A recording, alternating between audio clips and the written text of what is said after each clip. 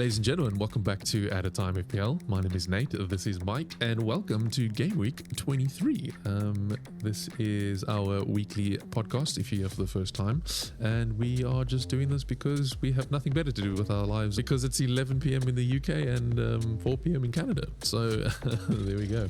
Nevertheless, welcome to the channel. I hope you like the sound of our mics. We've upgraded the setup, so let us know.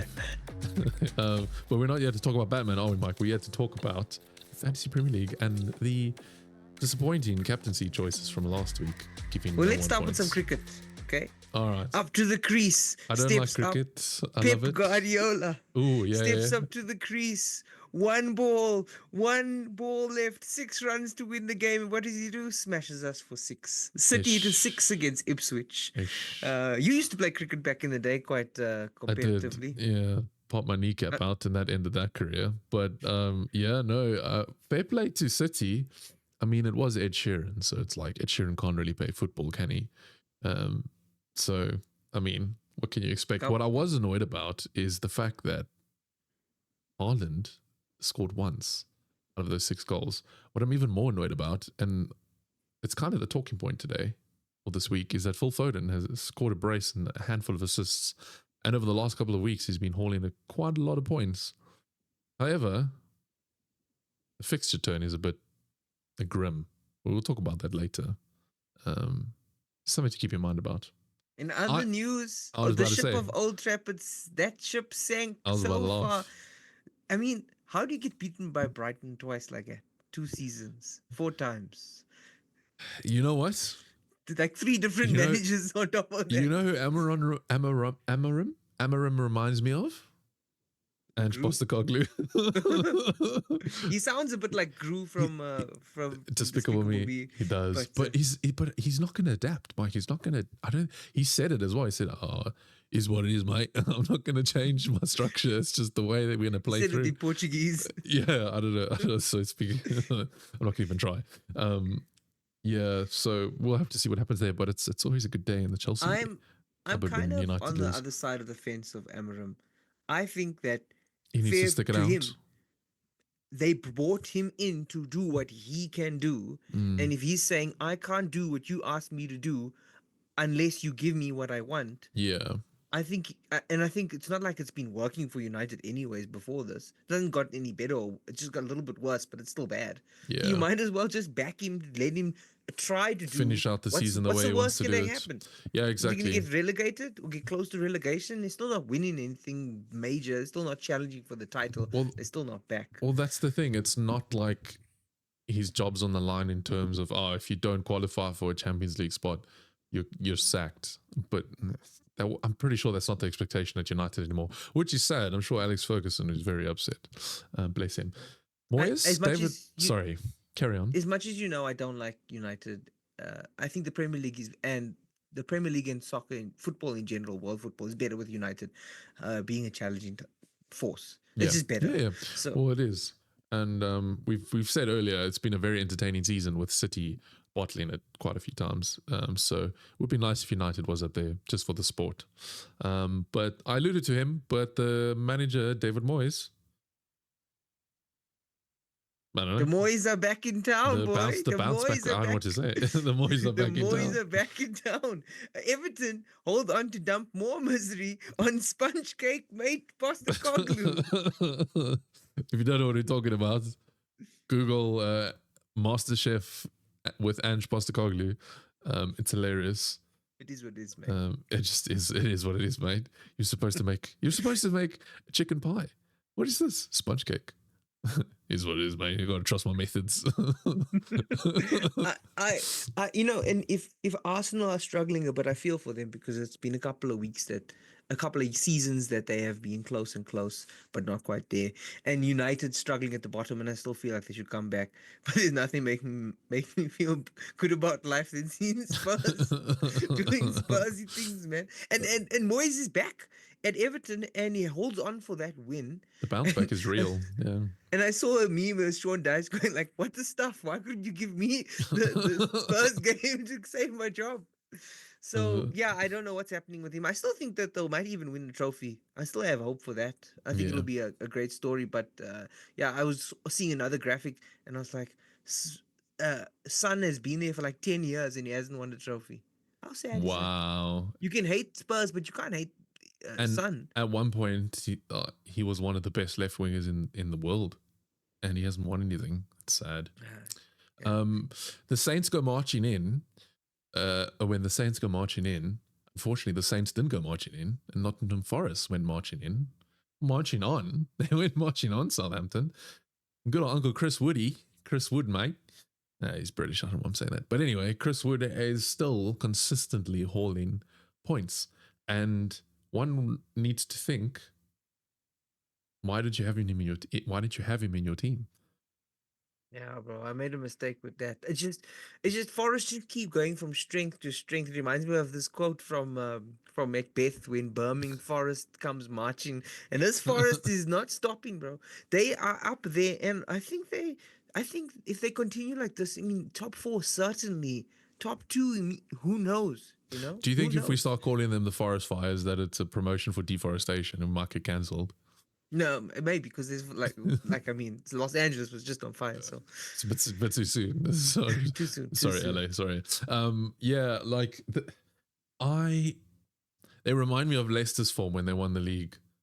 Yeah, it's insane. They playing really good ball. I hope they can keep going. And how cool if I'm pretty sure they'll qualify if they can keep going. But how cool would to see them in Champions League?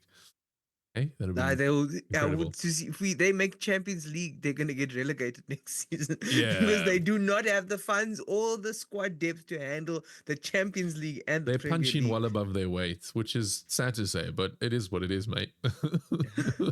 Actually, what happened to Newcastle? Then we thought our uh, title of our last video was Isak you is need it, Isak, yeah. but you need Isak for what? A Uh, doormat? ask You did Keegan. nothing. Ask Keegan what happened because I don't know.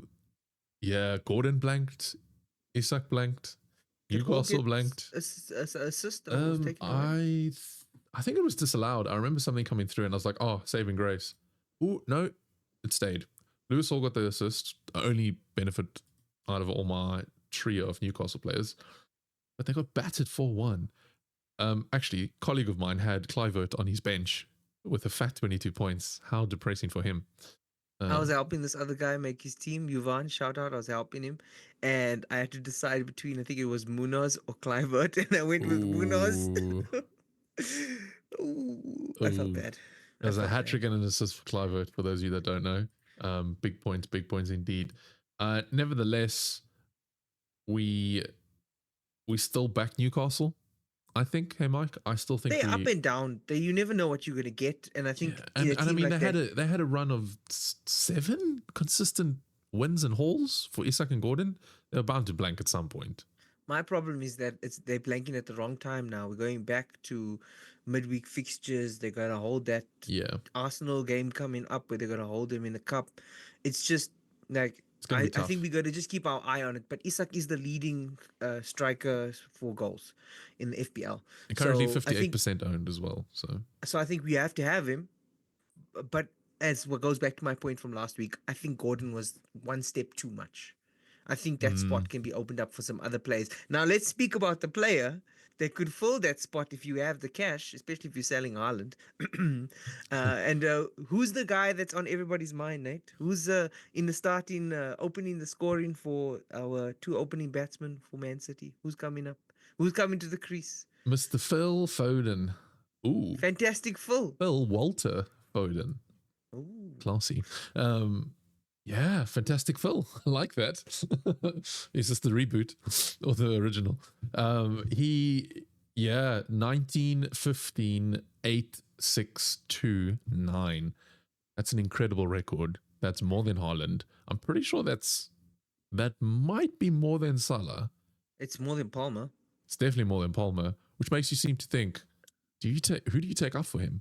Because Yeah, I sold you an idea and you I shut don't me down. I I was don't like, like your idea people though. online are talking about selling Palmer for Foden. You wouldn't sell Palmer for Foden? You think Palmer's a keep for the rest of the season? I do think so. I don't think you could sell.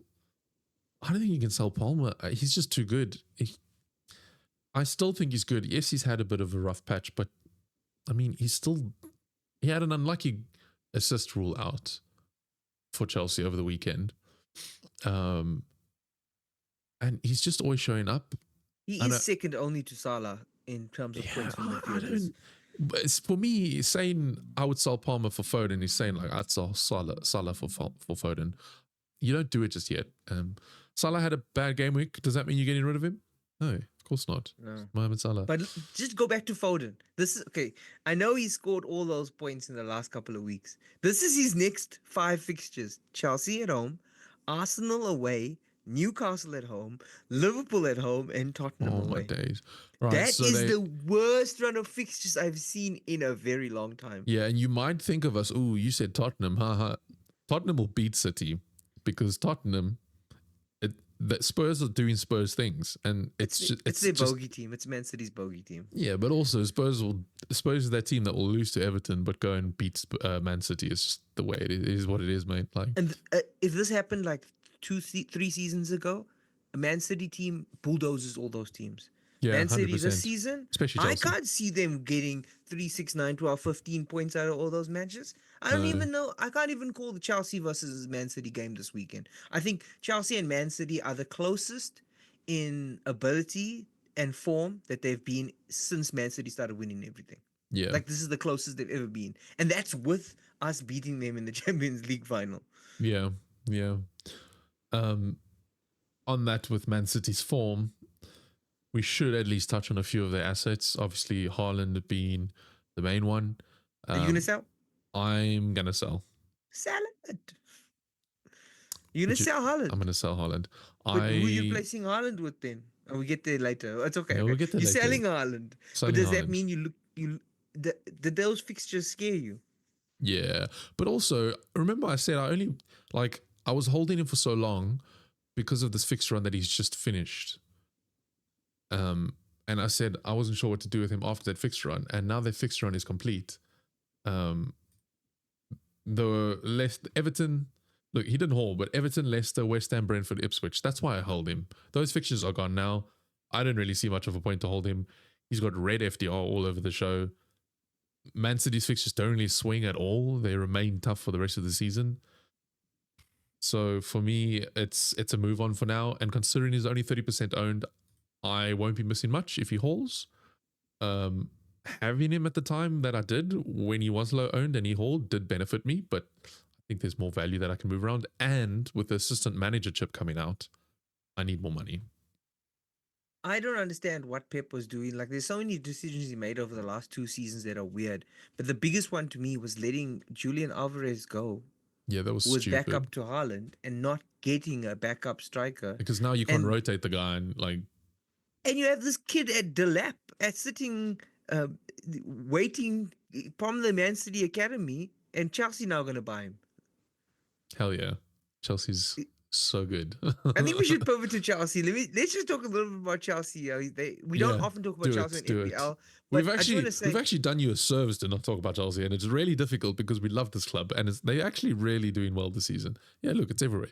You can't see it, but I'm wearing blue. I was just thinking, we bought Man City's training manager that trained with Pep style. Enzo Maresca. We bought Cole Palmer from the academy player. We got Tosin. We literally been raiding the academy players, Sancho, and now we're gonna go look at stealing Delap. Nah, and I Chelsea's back it. Cooking. Yeah, I'll take Delap. I'll take Delap as our second striker, and I'm not saying Jackson isn't good enough. He's not good enough in Delap's FPL, perfect for what we need because you can't go buy Osimhen because that throws out the chemistry of the team, and that kind of makes Jackson feel like all his work has been for nothing. I know I was a bit of a fan for him earlier, but now I don't really mind, and I prefer this Delap signing because he's not extremely proven, but he's a talented player, and he can learn from Jackson because Jackson had to figure out the hard way. Jackson was just thrown in, so to be fair to him, he's done well. Delap's I know that means what do we do with Nkunku and what do we do with Gohi or Giu, Mark Giu? I don't know, but I do like the Delap sign in, and I think it will suit Chelsea's play style really well. And I'm pretty sure Nkunku out Delap in, and to just so you understand this, everyone out there, Delap has more academy training than Jackson does. He's played professional football longer. in It's England just as well. Jackson's story has brought him here at this point, and he's still, and maybe this is exactly what Jackson needs, a little bit of a someone to play alongside him that's not Because Nkunku I'm who's pretty sure miserable. Jackson can actually. I know I said Delap will learn some from Jackson, but I think Jackson will learn a lot from Delap as well. I think it's a really good move for Chelsea. I'm very happy. But And sorry, have to say, recalling Trevor Chalobah was the greatest masterclass that Chelsea has ever done for the last transfer, like few transfer windows. It was and if insane. it just goes to show how dumb it was that we let him go in the first place. Yeah. And in my humble opinion, I think he's the best centre back we have. I'm sorry. I know Lever Cole is a fan favorite and people like him, but I haven't seen enough from Cole to suggest he is our best defender. But Tosin I and think Chalobah, if Tosin and Chalobah were in the team from the start of the season and Reece James was fit, I think we would have won the league by now. Maybe not. Maybe yeah, I've we been might have delusional, still been but there. we'd be up there. James being fit, definitely. And just to bring this back to FPL, all four of Chelsea's defenders hit points this game week. You got James, Tosin, Chalobah, and Cucurella either scoring or assisting. Okay, that was this game week. I think James has 3 goal involvements in his last 3 games for Chelsea. Yeah. So we last week we were saying hold out on James until we know if he's back, but it looks like Chelsea defenders, the attacking defenders, are ones to look at. And I'm sorry your Cole decision didn't work out, but I'm thinking Tosin scored a double the other day, Yeah. and he looks like he's Well, always going to be on target. He that wants was to the get up thought there. process with Cole, all right? But maybe now it's pivoted and maybe it's going to be between Tosin and Chalobah. I am more than happy to have Chalobah in my team because he's such a great player. Cucurella is the best attacking returns player you can have in terms of getting up the field. He is a left back defender on FPL that actually playing in front of Cole Palmer. He's playing like an inverted cam, like an inverted centre mid. He's Like, playing in front of the striker, behind the striker. I don't even know what type of and positioning this Cucurella's is. had some very close chances. Like he's also like banged in some headers that Jordan Pickford have saved. So well played, Jordan Pickford. But like he's getting the chances. So yeah, Every game it's something to he look at. plays, he will get a shot, and he's going to score at least every second or third game, or he's going to be or assist. So he's up there. So I definitely think for Chelsea assets, you want to look at some of those defenders, but also keep in mind that Chelsea's fixtures are actually quite attractive. Aside from a tricky trip to Man City this weekend, we have West Ham, Brighton away, Villa away, Southampton at home, and Leicester at home. We have a really good run of fixtures after this Man City one, and I think if we're saying keep Cole Palmer and sell Jackson because he's not really doing it up front. The last 6 games, he's got like 1 assist. Then I would say I would look at maybe if James's strength is coming back and he is going to be our Premier League starter, then I would say maybe James, maybe Cucurella, maybe Chalobah. There's nothing more that would make my heart warmer than to have Reece James in my FPL team because I just think he's a great player and I'm very sad that he's always injured. But yeah. So we'll keep our eye on those Chelsea fixes. But Nate, what are you doing this? Like, what happened to your team this week and what you going to do next? Small gains. Small gains this week. A little green arrow, 55 pointer. Not too bad. Still climbing. Small. It's cold here, man. It is. It's 0 degrees. It's freezing my small gains off. Yeah, not too upset. Smith Rowe finally hauling that long-awaited return for me. Robinson still firing goals or firing points for me. I had Lewis Hall assists. Nothing major. Salah was my captain. I changed at the last minute because I got cold feet and thought Palmer would be injured. He wasn't. He played, but turns out it wasn't the worst decision because Palmer got 2, Salah got 3, so I got 6, you got 4. So it is better. However, none of the premium captain picks hold, which is annoying. Kirkes was the pick. Yeah. Kluivert was the pick. Kirkes was the pick. Anyway, other than that, I've made. But you're taking out Haaland. I I've want to made know the who you're decision to bringing take in. out Haaland. Yeah. Who are you bringing in? Are you bringing in Wood? Are you going from Haaland to Wood? Because I wrote there down here that Haaland is greater than Wood. Haaland I mean, is, Wood is greater than Haaland, and he's 7.1 for Wood rock and beats 14.8. paper. Paper beats rock, and Wood beats Haaland. Outside of price differentials because of when you brought him in and all of that, if it's a straight swap, that's a gain of 7.7 million. It's a lot of money. So is that what you're doing? No. What? Who are you going to bring in then? Watkins? Jean-Philippe Mateta. So you on this, Chris? You know, I always there's some teams that are sleeper teams that you sometimes support. I have a feeling Nate is a sleeper Crystal Palace fan. Only because Chalobah was there. No, I'm joking. Yeah, I want to capitalize on this good run of form that they have, and because I'll have the money to throw around, I can bring Mateta in this week. I can bring Woody in the next week. Even Foden, if I can bring Foden. Now you're scared, I can bring in Foden after the crappy run. I'm in a position where I'm in a good position FPL wise, position wise, and I'm in a good position in terms of finance for being able to afford whatever I want. So I'm gonna play a bit of a gamble this week. I know Chris Wood is the obvious and safer one, but I'm gonna gamble on Mateta, I think. Let me ask you a question. Let's go back in time. It's like 10 years ago. Leicester are climbing the ladder. They're about to take the Premier League by storm. You're halfway through the season. It's the January transfer window. You don't have Vardy in your team. Would you put Vardy in your team? If I knew that Leicester were just back then, if I had to think about it, yeah, obviously. So why are you not going to bring Wood in your team? You're going to do this. Oh, because I don't know if they're going to win the league. Yeah, but they're going to be up there. He's outscoring Haaland. No, but like, yeah. And the fixtures are decent. I think, just to pivot to my team, I made the mistake. I was choosing between Wood in for Jimenez or Ahmed in, and I did the stupid mistake of bringing in Ahmed, who blanked. That was a trap. You told me it was a trap, but I didn't listen to you. I chased the points and I went for Ahmed and they got sunk. But by the way, chasing the points is exactly what everyone's doing with Foden. So just think about this before you move him into your team. Carry on. But I think I'm going for Wood this week. I think it's time to set and forget Wood as your forward option. If Isak is up there and Watkins is up there, I think Wood is part of the top 3 strikers that you would want in your team outside of Haaland, who you have to make a decision you can't afford with this bad form coming up. So I'm going Wood, and I think that either it will prove to be a disaster and you'll laugh at me, or I think you'll be moving to Wood in the next 2 weeks. You're right. But how boring would this podcast be if we just had the same transfers, right? So it would be. Got to mix I'm it glad up you don't have Watkins either. You don't have Watkins either, do you? No. What kind? Why would I have Watkins? No, I don't have Watkins. Watkins saved my ass. Yeah. 8.9 million for a forward who's actually scoring goals. He seems to be good. He seems to be like holding, and the fixtures. It was a good shot. That might be one of your best moves though, because you called it very early on in December. So yeah, fair play to you. It was like as soon as we saw FPL, Mike. Give yourself credit. I think it was Rogers got suspended. Yeah. Oh no, Duran got suspended, and I was like, now is the time.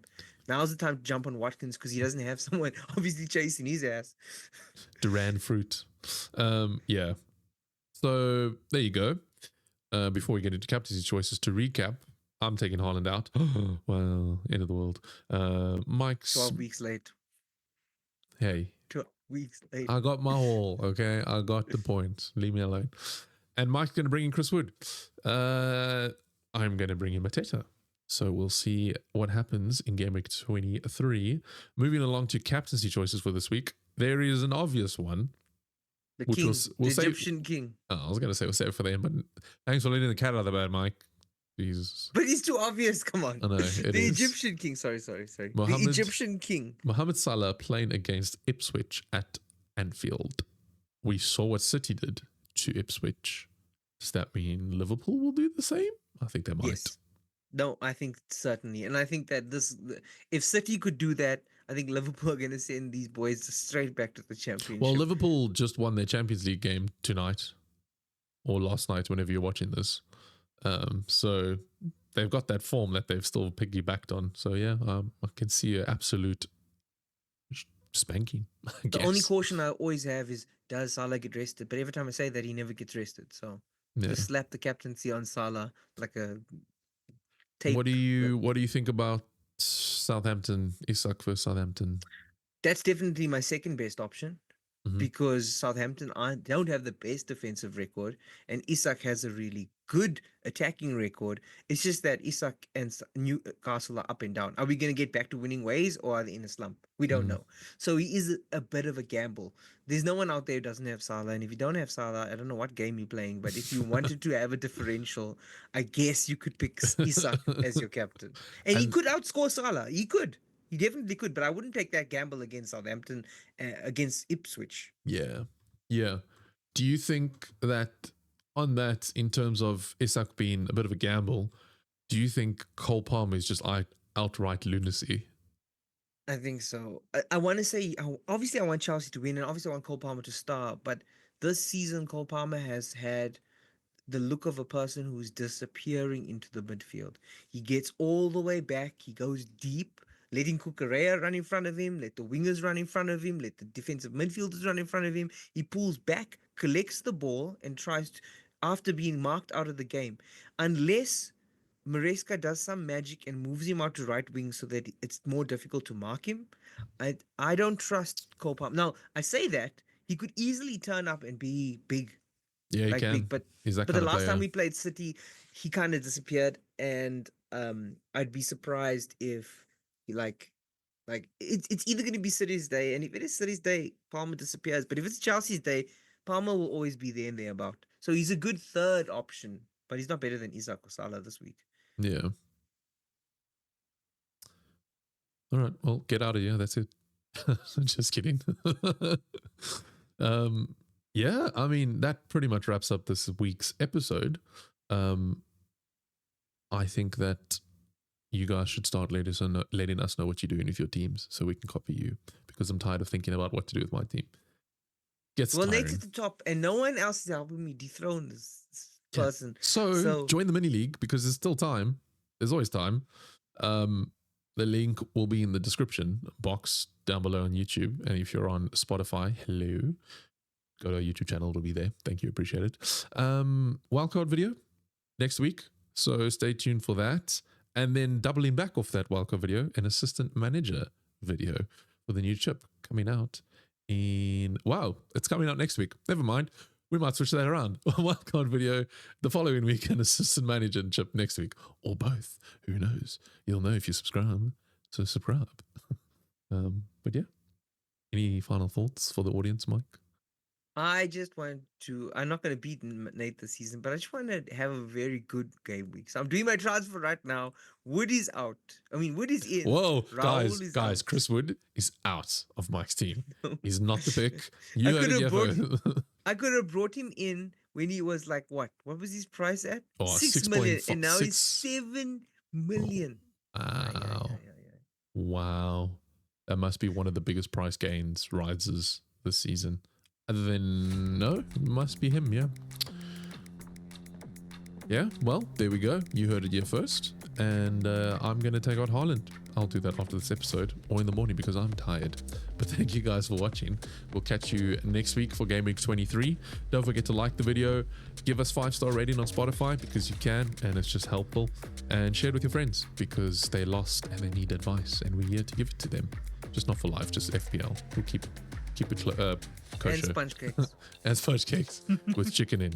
It is what it is, mate. See you guys next week. Yes. Yeah.